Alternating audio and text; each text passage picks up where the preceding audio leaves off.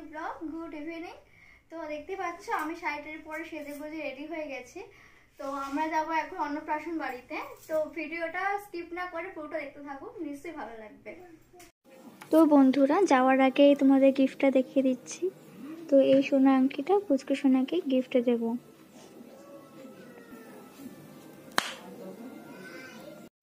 আমরা অন্নপ্রাশন বাড়িতে এসে গেছি। খুব সুন্দর সাজিয়েছে গেটটা, তো চারপাশটা খুব সুন্দর সাজিয়েছে। তো এবার আমরা ভেতরে ঢুকবো।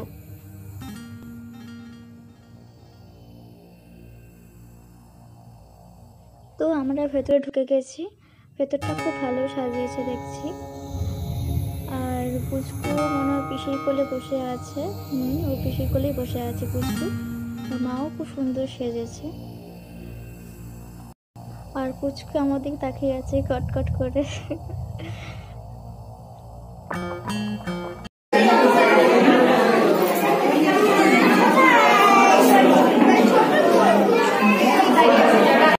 আর এদিকে আমার ছেলে এক জায়গায় কিছুতেই বসবে না, তো খেলার সঙ্গী পেয়েছে, তো দৌড়ে চলে গেল খেলতে। ও বেলুন নিয়ে এখন লাফালাফি করছে। আসলে ঘরে একা থাকে, তো খেলার মতো কেউ সাথী থাকে না, এর জন্য খেলতে ভালোবাসে, মানে কাউকে দেখলে। তো এবার আমরা ফুচকা খেতে এসে গেছি, আর ছেলে বায়না করছে আইসক্রিম খাবে বলে। আমার কি খাচ্ছ বলে দাও, কি খাচ্ছ বলো, কি খাচ্ছ? নাকি আইসক্রিম? তো আমার বাবানকে ভেতরে ঢুকে নিয়ে এসে বেলুন দিয়ে বসিয়ে রেখেছি, কারণ বারবার বায়না করছিল যে আইসক্রিম খাবে বলে। তো আইসক্রিম খেলে তো প্রবলেম হবে বা ঠান্ডা লেগে যাবে, তো এর জন্য বেলুন দিয়ে বসিয়ে গেছি, কিন্তু বসছে না। এবার বাইরের থেকে ভাবছি নিয়ে যাব, কারণ বাইরে বক্স চলছে।